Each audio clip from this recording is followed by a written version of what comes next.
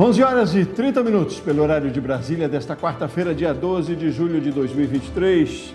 Este é o Jornal do Empreendedor, segunda edição. Seja muito bem-vindo. Eu sou Sebastião Garcia e convido você para acompanhar comigo a partir de agora as principais notícias do dia.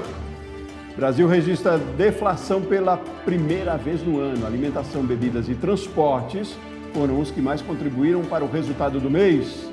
Eduardo Braga, relator da reforma tributária no Senado, se reúne hoje com o deputado Aguinaldo Ribeiro para avaliar o texto. O deputado Joaquim Passarinho é o novo coordenador da Frente Parlamentar do Empreendedorismo.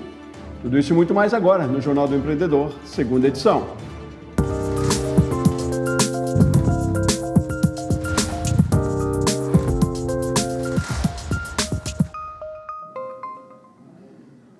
O IPCA, o Índice de Preços ao Consumidor Amplo, que mede a inflação, registrou queda de 0,08% em junho. É a primeira deflação do ano e a menor variação para o mês de junho desde 2017, quando o índice foi de menos 0,23%. Os grupos alimentação, bebidas e transportes foram os que mais contribuíram para o resultado do mês. Com o acúmulo, a inflação está em 3,16% em 12 meses. Os dados foram divulgados pelo IBGE. Olha aí, com uma inflação menor no grupo alimentação, sair para jantar está mais fácil. E de olho na clientela que busca uma experiência gastronômica única, os empreendedores do setor não medem esforços para encantar o consumidor. A quarta edição do Trust, que é um evento gastronômico intimista, utilizou como local um dos cartões postais de Brasília para proporcionar aos clientes momentos memoráveis. Veja na reportagem de Camila Xavier.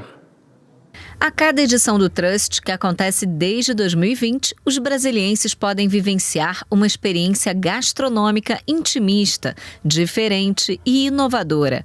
O projeto é itinerante e, desta vez, o local escolhido possui 80 metros de altura e um dos cenários mais bonitos da capital federal. A quarta edição ocupa as cúpulas icônicas da Torre Digital, mais conhecida como a Flor do Cerrado, obra de Oscar Niemeyer.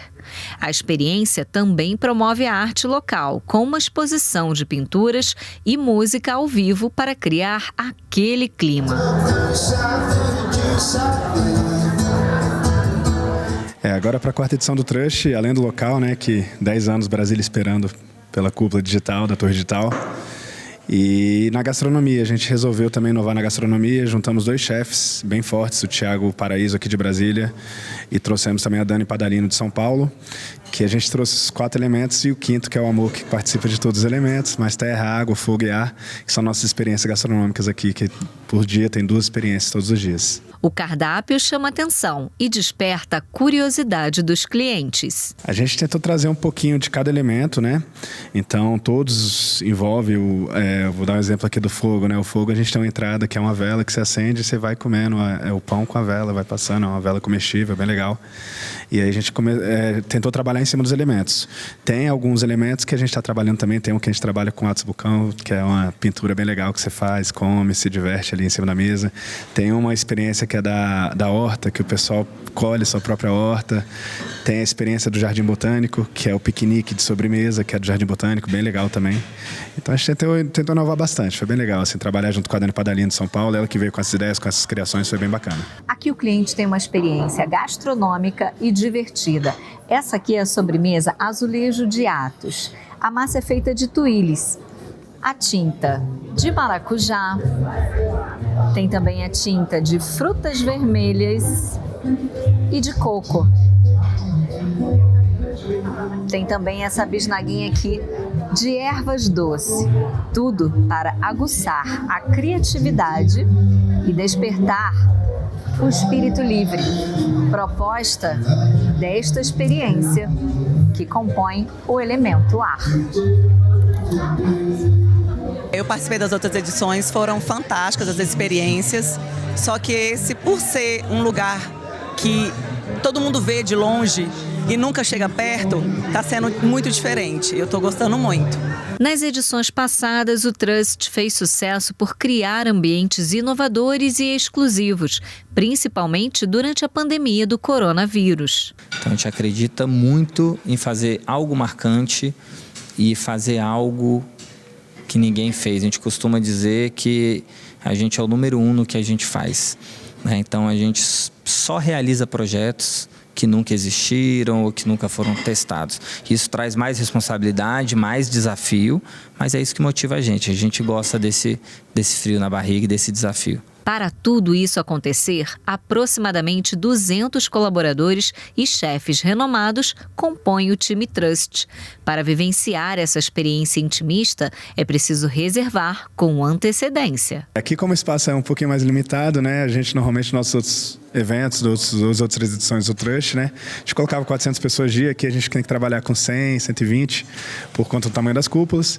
Mas a gente está esgotado aí julho inteiro, já abrimos as reservas hoje para agosto e agora abrimos o final de semana, vai ser o primeiro final de semana com almoço. E se preparem os apaixonados, porque vem novidade por aí. A gente ficou pensando o que a gente podia fazer aqui para não perder também aquela experiência intimista que a gente tinha no Trust, com as cabanas, que o casal ficava ali sozinho.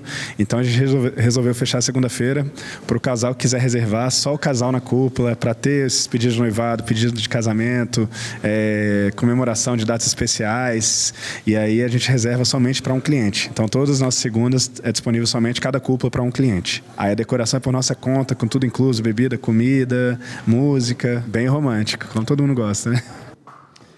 O empreendedorismo pode ser um meio de preservar a cultura de grupos originários, além do emprego e da geração de renda.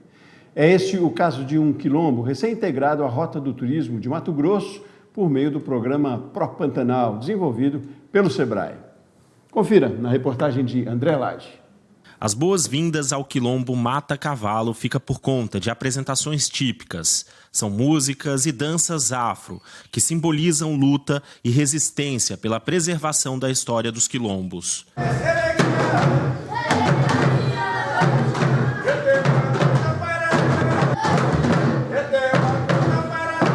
Durante as apresentações, os turistas são chamados para entrar na dança. A ideia é que os visitantes vivenciem ainda mais a cultura da região. As apresentações são feitas por crianças de 5 a 14 anos, todas moradoras da comunidade Mata Cavalo. A gente recebe bastante visitantes, turistas, bastante. E agora a gente participa de vários eventos, chamam nós para participar. Aí a gente participa de bastante e a gente acha maravilhoso, porque receber turistas aqui na escola quilombola é maravilhoso. Este ano, o local, que fica a 60 quilômetros de Cuiabá, passou a fazer parte da Rota de Turismo do estado do Mato Grosso. A iniciativa, que teve a participação do Sebrae, tem ajudado bastante no desenvolvimento econômico da comunidade. A inserção do aspecto cultural nos roteiros foi justamente de uma necessidade do mercado, de unirmos a experiência do ecoturismo, do turismo de observação de aves, que o Pantanal já oferece de forma magistral, com a vida do homem pantaneiro. Então, este quilombo Mata Cavalo, a experiência que são oferecidas aqui, são os saberes e fazeres dessa cultura afro que está espalhado pelo nosso país. Por aqui, os visitantes ainda podem comprar doces e artesanatos feitos pelos quilombolas e ainda conhecer uma casa típica matacavalense como essa. As casas são feitas de pau a pique, rebocada com barro e coberta com palhas de babaçu. Manter a tradição aliada ao turismo crescente no local tem sido um bom negócio para a comunidade. A gente vai poder mostrar um pouquinho dos nossos saberes, dos nossos fazeres, da nossa cultura, da nossa vivência, como que é a vivência de uma comunidade quilombola, seu cotidiano, além de que também vai nos fomentar a geração de renda, né, com as nossas coisas que a gente produz, nossas comidas típicas, nossos artesanatos, nossos produtos agrícolas. A partir do dia 1º de agosto, os microempreendedores individuais registrados no estado do Rio de Janeiro terão uma nova obrigação a ser cumprida para estar em dia com a categoria: o registro da inscrição estadual. Sobre o assunto, nós vamos conversar agora com o subsecretário Adilson Zegur, da Secretaria de Fazenda do Rio de Janeiro. Adilson, bom dia, tudo bem? Bom dia, Sebastião. Bom dia, espectadores. Tudo bom? Ótimo. Obrigado, viu, pela sua disponibilidade, aceitar o nosso convite também, pela sua gentileza. Adilson, me diga o porquê da obrigatoriedade do registro de inscrição aí no Rio. Sebastião, é um prazer falar desse assunto, porque alcançam mais de 1,5 milhão de empreendedores individuais, né? Atualmente, esses empreendedores, a gente está falando com eles aqui agora, sabem da dificuldade de emitir uma nota fiscal quando tem uma atividade sujeita à obrigação da nota fiscal, atividades sujeitas ao ICMS. Eles precisam entrar no site e fazer uma nota avulsa, bastante complicado para eles. A inscrição estadual vai trazer a facilidade de todo MEI que mexe com circulação de ICMS poder tirar sua nota no seu ambiente de trabalho, no seu computador pessoal, no equipamento que ele já usa atualmente, e é um conforto equipara ele a qualquer outra empresa maior, Sebastião. Você vê mais como benefício do que uma burocracia, talvez, para os microempreendedores? Sem dúvida, é muito benefício. Os microempreendedores hoje não conseguem trabalhar com o mercado marketplace, porque eles exigem esse tipo de procedimento, esse tipo de nota fiscal, e com a inscrição estadual, essa nota fica automaticamente disponível para o empreendedor. Acho que é uma grande vantagem, é uma demanda antiga do próprio segmento, sabe, Sebastião? E aí também a Secretaria vai fazer uma fiscalização, como é que acontece? Bom, Sebastião, em agosto e setembro são 2 meses livres para que o MEI possa fazer a sua inscrição estadual conosco, e acredito que a grande maioria tem expectativa de fazer isso com velocidade, vão aproveitar esses 2 meses. A partir de outubro, como ela se torna obrigatória, quem não tiver feito essa inscrição realmente fica sujeito a uma inscrição obrigatória com o consequente impedimento, né? A gente fará essa inscrição de ofício, mas vai impedir ele de exercer a atividade. Mas o nosso interesse não é essa penalidade, não é essa atitude. A gente quer trazer o empreendedor para aproximar do fisco, para desmistificar essa relação burocrática com o fisco, complexa. A gente quer mostrar que aqui no Rio de Janeiro a gente está num paradigma de bom relacionamento, de apoio, de colaboração, de esclarecimento, de facilitação, melhorar o ambiente de negócio. Acho que é uma etapa para aproximar o microempreendedor, para que amanhã ele seja um empreendedor de maior porte, amadurecido nesse relacionamento conosco. Então, o nosso foco está no apoio, está na assistência e muito menos na questão de punir. Que bom, maravilha, né? Tomara os empreendedores façam mesmo a adesão, né? E só para a gente lembrar, então, começa o período de solicitação dia 1º de agosto, mas passa a valer a partir de quando, Adilson? Durante agosto e setembro, a inscrição é espontânea e a gente acha que vai ser feita a maioria aí. A partir de outubro é que ela começa a ser obrigatória. Então, quem estiver operando sem inscrição a partir de outubro está inadequado. Tá. Mas agosto e setembro é disponível para fazer espontaneamente. Tá. Adilson, é só entrar no site da Secretaria? Como é que funciona? Ou vocês vão fazer uma comunicação para os microempreendedores? Não, Sebastião, a gente conta com o apoio da mídia para essa divulgação, tá? E o primeiro passo do empreendedor é na junta comercial. Ele faz um requerimento de registro na junta comercial e a junta processa isso em 1 hora no máximo, tá, Sebastião? E repassa essa informação eletronicamente para nós, para a Fazenda, que já deferimos o número de inscrição o mesmo caminho que o empreendedor abre na junta, ali mesmo ele enxerga o número da inscrição. É tudo bastante rápido hoje em dia, sem muita burocracia também nesse sentido. E é gratuito também, Adilson? Sebastião, na Cefaz não tem taxa nenhuma. Eu precisava ver, vocês precisam conferir com a Junta Comercial do Rio de Janeiro, pode ser que haja alguma taxa lá, mas não tenho certeza. A documentação eu conheço bem, é um requerimento do empreendedor, é o comprovante de CNPJ, identidade, CPF, e isso fica refletido para nós 1 hora depois, quando a gente concede a inscrição. No Estado, na Cefaz, não tem taxa. Precisa verificar na Junta. Desculpe, eu não consigo te informar isso. Não, maravilha. Mas está dito o recado, é só seguir o processo. 1.600.000, é isso? Empreendedores, microempreendedores individuais no Rio de Janeiro, impactados e a gente espera positivamente com essa medida. Adilson Zegur, subsecretário da Fazenda do Rio, muito obrigado pela sua participação aqui com a gente. Um prazer. Vamos em frente, fazer um intervalo rapidinho no próximo bloco.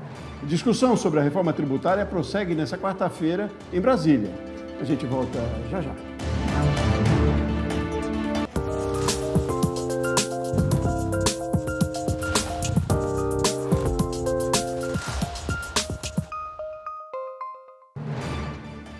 Muito bem, 11 horas e 48 minutos pelo horário de Brasília. Nós estamos de volta aí ao vivo com o Jornal do Empreendedor, segunda edição. E olha, uma semana depois de ser lançada, a rede social Threads já conta com 100 milhões de usuários. A plataforma, que surgiu para rivalizar com o Twitter, tem dividido opiniões. Você, empreendedor, já conhece a nova rede social criada pela Meta? Será que você está perdendo tempo ainda por não ter entrado na onda dessas 100 milhões de pessoas? Pois olha, quem vai nos responder é a nossa colunista Caroline Meira, coordenadora de comunicação da Aliança Empreendedora. Oi, Caroline, bom dia, tudo bem? Bom dia, Sebastião, tudo bem, sim. Tudo bem, que bom ter você de novo aqui com a gente. A gente fica um pouco ansioso, né, com essas novidades e com mais uma rede social. É preocupante assim mesmo? É de causar ansiedade? O que você diria para empreendedores que ainda, ou quando surgem redes como essa, como surgem ferramentas como essa, como deve se proceder aí num primeiro momento, Caroline? Eu acho que é normal, né, a ansiedade. Eu acho que nós, enquanto pessoas físicas, também ficamos ansiosas, porque às vezes é mais uma rede que a gente precisa se preocupar em estar. Mas também para o empreendedor gera uma ansiedade, porque é aquela necessidade de tenho que estar em todos os lugares, né? Então, isso sim pode gerar uma certa angústia, né, e uma expectativa pelo que está vindo ainda.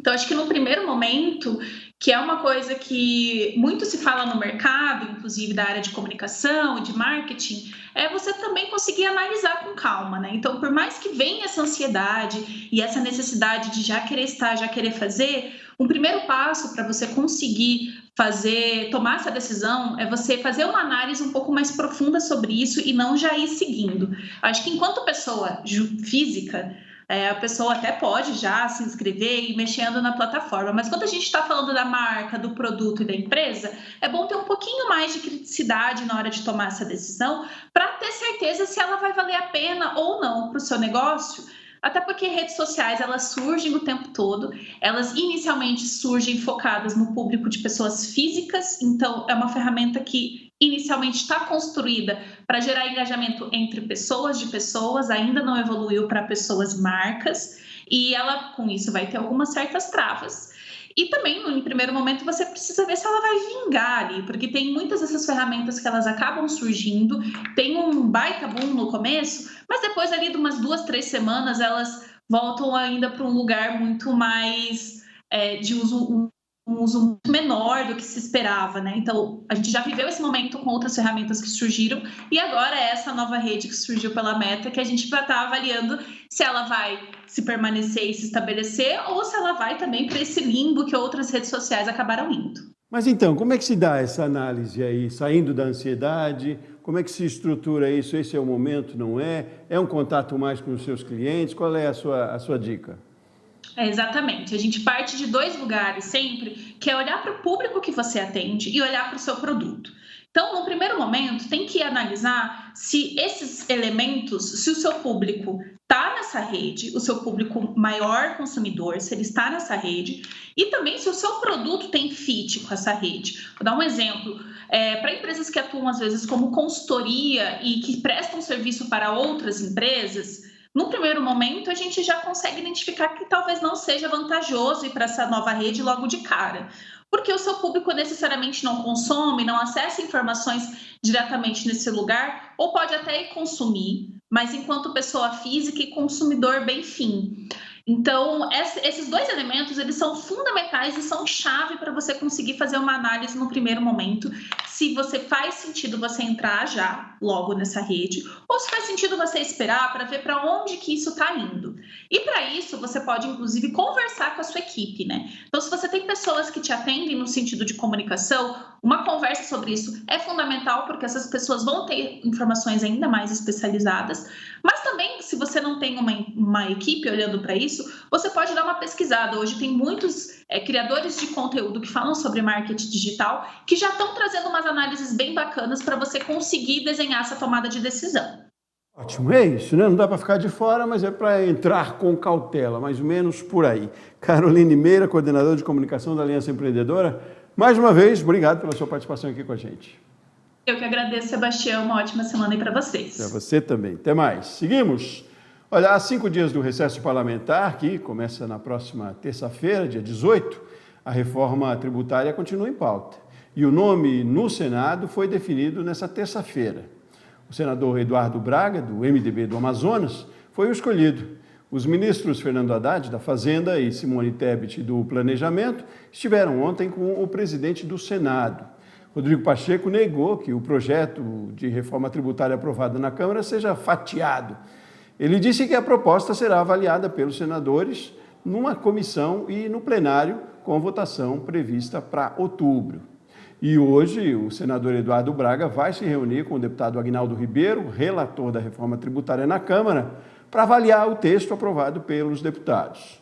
O senador disse que vai concluir a votação do texto até outubro para reenviá-lo de volta à Câmara dos Deputados, que votaria tudo novamente e mandaria o texto de volta ao Senado antes do fim do ano.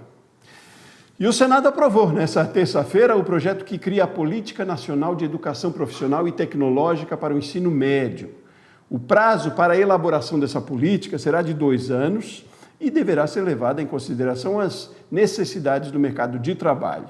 Ainda segundo o texto, as instituições de ensino superior vão estabelecer os critérios para o aproveitamento da experiência e do conhecimento adquiridos na educação profissional técnica.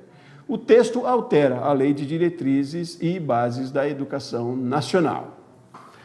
A Frente Parlamentar do Empreendedorismo tem novo coordenador. O deputado federal Joaquim Passarinho, do PL do Pará, é quem assume o cargo. Ele tomou posse ontem em evento realizado aqui em Brasília. Desde fevereiro, a Frente Parlamentar realizou 20 reuniões para tratar de votações no Congresso Nacional. A Frente Parlamentar do Empreendedorismo, com a parceria do Instituto Unidos Brasil, tem o objetivo de incentivar o diálogo para as discussões importantes sobre projetos essenciais para o fomento do empreendedorismo no país. Assim, terminamos essa edição do Jornal do Empreendedor. Outras notícias ao vivo aqui de Brasília, a gente tem na edição das 7h30 da noite.